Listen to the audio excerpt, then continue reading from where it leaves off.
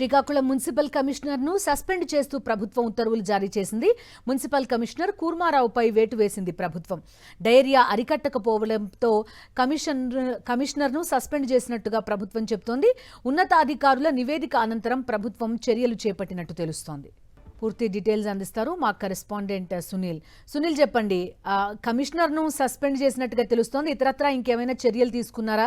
కొంత అక్కడ మురుగునీటి కాల్వలని శుద్ధి చేయడం కానీ లేదంటే మంచినీటి సరఫరా కానీ ఇలాంటివి జరుగుతున్నాయా? శ్రీకాకుళం నగరంలోని డయేరియా వ్యాప్తి తీవ్ర ఆందోళన కల్పిస్తున్న నేపథ్యంలో కీలక పరిణామం చోటు చేసుకుంది.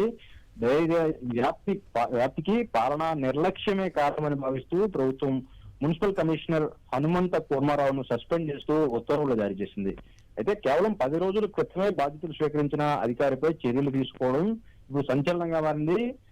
ప్రధానంగా ఏదో సస్పెన్షన్ లో ప్రజలతో పాటు అధికారులు కూడా భిన్న అభిప్రాయాలు వ్యక్తం అవుతున్నాయి. 10 రోజుల క్రితమే బాధ్యతలు చేపట్టిన కమిషనర్ ను ఒక్కరినే బాధ్యుడిగా నిలబెట్టడం ఎంతవరకు సమంజసమనే ప్రశ్నలు కూడా వినిపిస్తున్న పరిస్థితి. గత కొంతకాలంగా కొనసాగుతున్న పారిశుద్ధ్య లోపాలు ఏదైతే కూటమి ప్రభుత్వం అధికారంలోకి వచ్చినప్పటి నుంచి పారిశుద్ధ్య సమస్యలపై ముందస్తు చర్యలు తీసుకోకపోవడం, ఎందుకు తీసుకోలేదనే సందేహాలు కూడా భారీ స్థాయిలో వ్యక్తమవుతున్న పరిస్థితి. ఈ నేపథ్యంలో జిల్లా యంత్రాంగము ముఖ్యంగా కలెక్టర్ కార్యాలయం ఒత్తిడితో కమిషనర్ ను బలిపశువుగా మార్చారనే విమర్శలు కూడా వినిపిస్తున్న పరిస్థితి. ప్రస్తుతం అయితే ప్రజలు కూడా మాత్రం సస్పెండ్తో కాదు, కేవలం అయితే సమస్య పరిష్కారం కావాలని కలుషిత తాగునీరు సరఫరాపై సమగ్ర విచారణ ఏదైతే జరగాలని కూడా కోరుతున్న పరిస్థితి. దాంతోపాటు భవిష్యత్తులో ఇలాంటి ఘటనలు పునరావృతం కాకుండా చర్యలు తీసుకోవాలని అయితే కఠినమైన పర్యవేక్షణ కూడా అవసరమని కూడా అయితే స్థానికులతో పాటు ఇక్కడ శ్రీకాకుళం నగరంలో ఉన్న పలు ప్రజా సంఘాలు కూడా డిమాండ్ చేస్తున్న పరిస్థితి. అయితే డయేరియా